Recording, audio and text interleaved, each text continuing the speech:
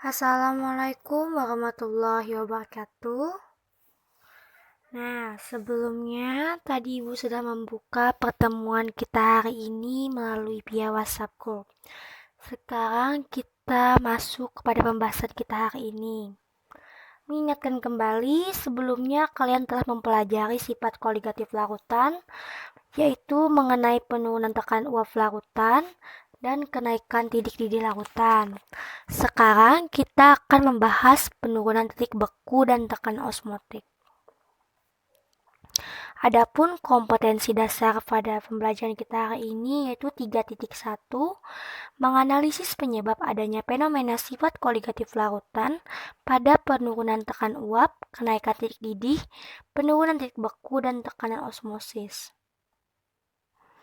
Tujuan pembelajaran kita hari ini yaitu yang pertama, peserta didik dapat menjelaskan sifat koligatif larutan dengan tepat dan benar. Kedua, peserta didik dapat menjelaskan penurunan titik beku dan tekanan osmotik beserta contohnya dengan benar. Ketiga, peserta didik dapat menganalisis dan menyimpulkan penyebab sifat koligatif larutan dengan tepat dan benar. Nah, mengingatkan kembali sifat koligatif larutan.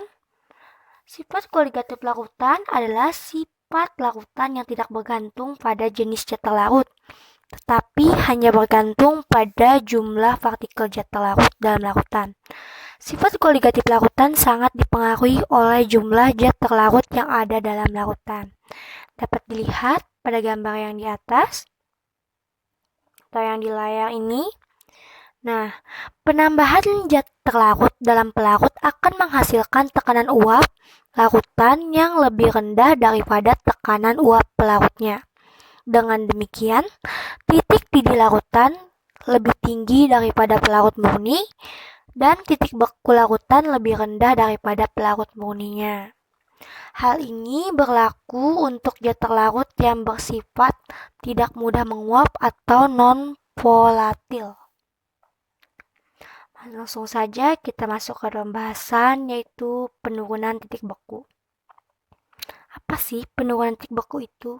Nah, titik beku adalah suhu pada saat zat cair mulai membeku. Air murninya itu memiliki titik beku 0 derajat Celcius. Suhu pada saat air murni sebagai pelarut mulai membeku, titik beku 0 derajat Celcius itu disebut titik beku pelarut atau TF derajat, dan pada saat larutan mulai membeku disebut titik beku larutan atau TF.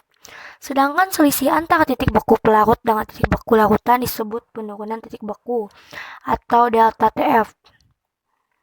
Saja kita langsung masuk ke rumus penurunan titik beku.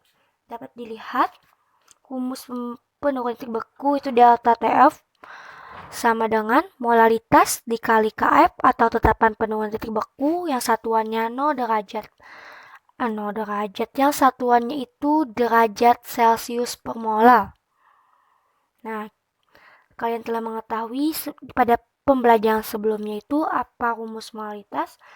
Langsung saja masukkan rumus molaritas yaitu massa dibagi molekul relatif dikali 100 per V dikali Kf.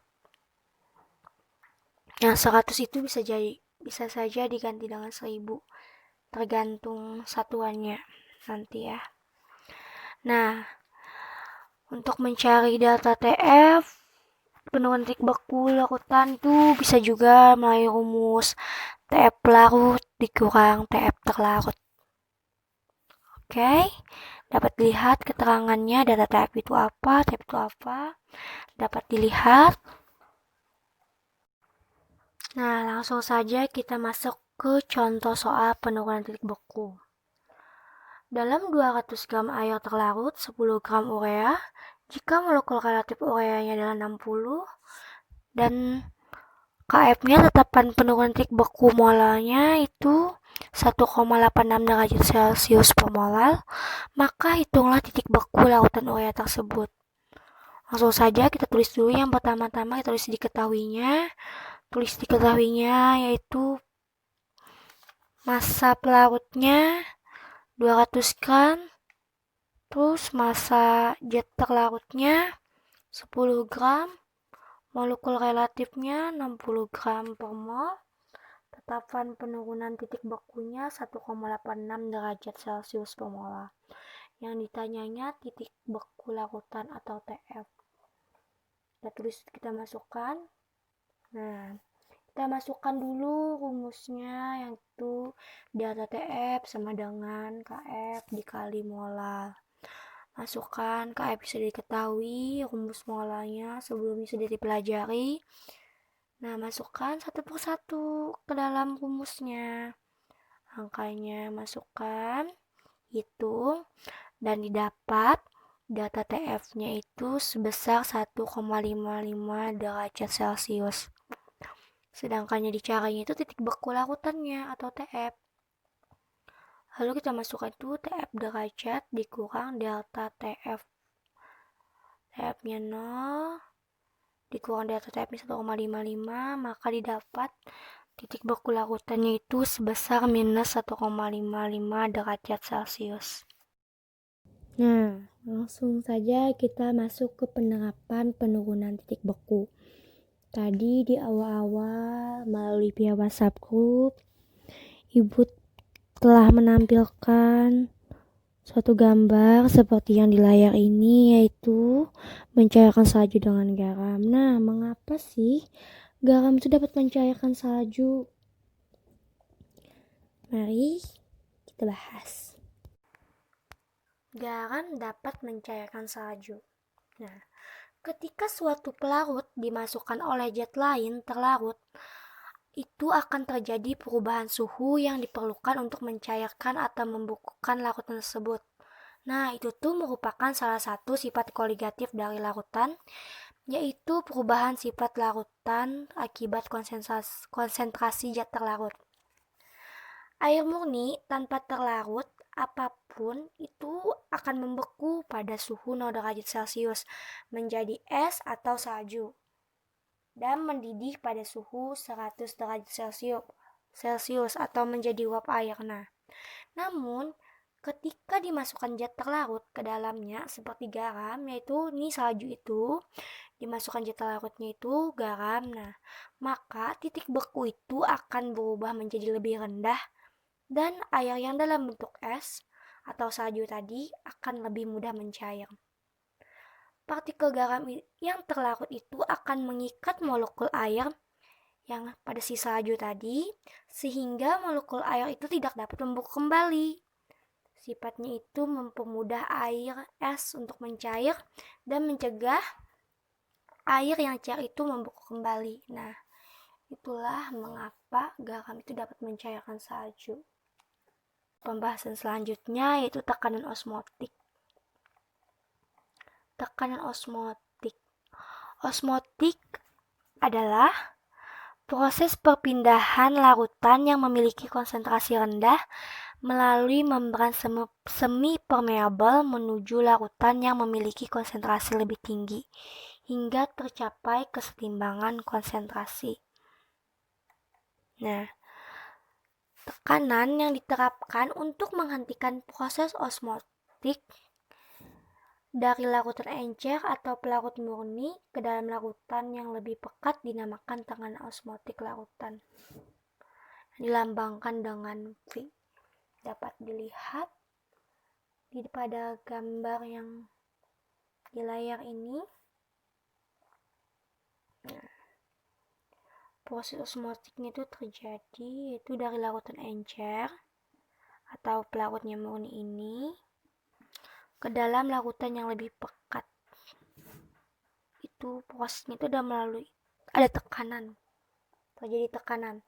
Nah, tekanan osmotik itu timbul akibat gerakan pelarut menuju larutan yang berkonsentrasi tinggi. Berarti larutan encer ini memiliki konsentrasi yang rendah, lalu bergerak menuju larutan yang pekat.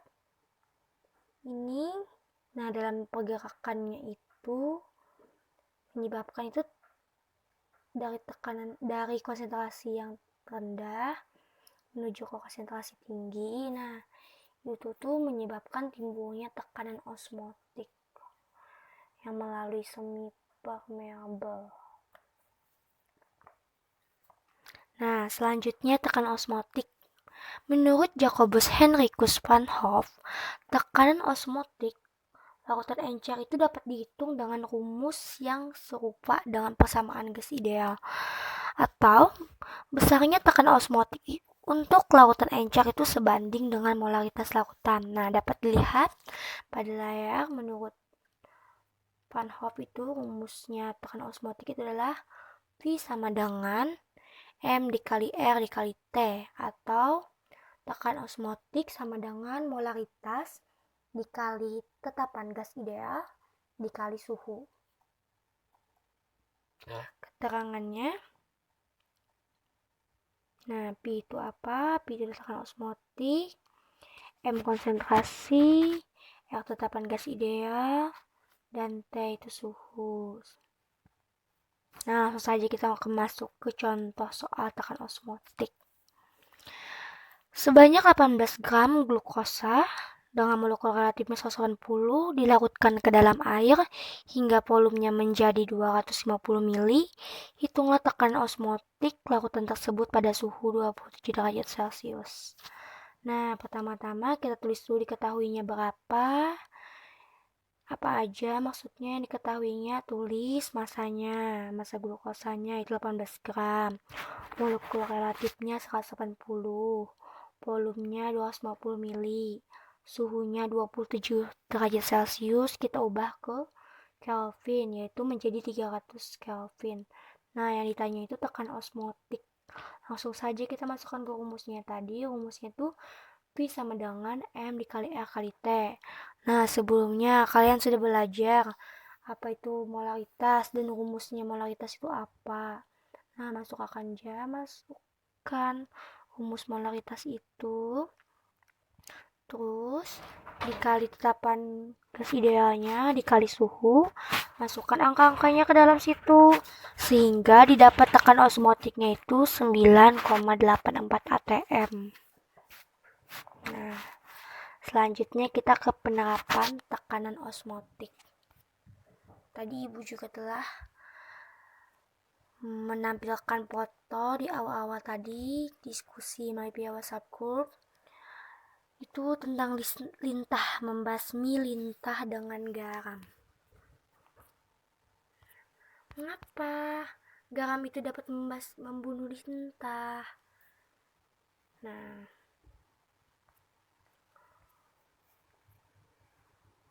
bentar ya. Hewan lintah seperti siput dan cacing itu tuh memiliki kulit yang dapat dilalui dengan mudah oleh air. Nah, akibatnya ketika kulit berada dalam kondisi kadar airnya rendah dan banyak zat terlarut, misalnya saat terkena garam, air dari dalam sel-sel tubuh hewan itu akan keluar melalui osmosis. Nah, keluarnya air dapat membunuh siput, cacing, maupun lintah karena sel-sel hewan ini menjadi kering, rusak, dan tidak dapat berfungsi lagi. Nah, ketika kita tuh menaburkan garam di tubuh lintah atau siput atau cacing, maka garam tersebut itu akan larut di lendir yang digunakan oleh lintah untuk berjalan. Akhirnya, jadilah sebuah larutan garam setelah kita melaburkan garam di atas lintah itu, yang mana konsentrasi larutan garam di luar tubuh lintah lebih tinggi ketimbang di dalam tubuh lintah. Nah, terjadilah osmosis yang membuat lintah kehilangan banyak air, dehidrasi, dan mati dalam keadaan kering. Nah, itulah mengapa garam itu dapat berguna untuk membasmi lintah. Yang pertama itu latihan soal untuk penurunan titik beku. Nih, yang kedua ini latihan soal untuk tekanan osmotik. Mari kita diskusi. Untuk itu, kita akan melanjutkan diskusi kita melalui via WhatsApp group. Ini Ibu tutup dulu. Sekian pembahasan kita pada video ini. Ibu mengucapkan mohon maaf apabila ada kesalahan. Ibu tutup dulu. Wassalamualaikum warahmatullahi wabarakatuh.